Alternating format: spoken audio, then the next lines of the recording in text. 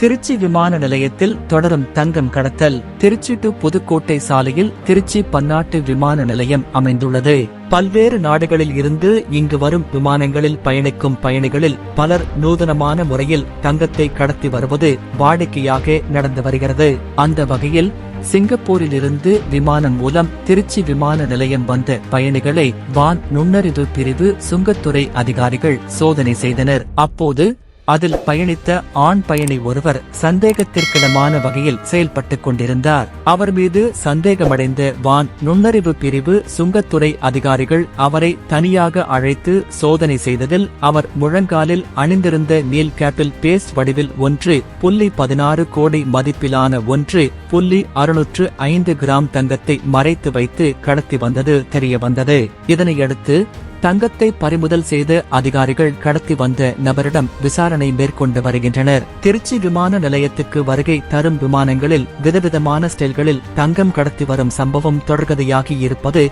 பரபரப்பை ஏற்படுத்தி வருகிறது.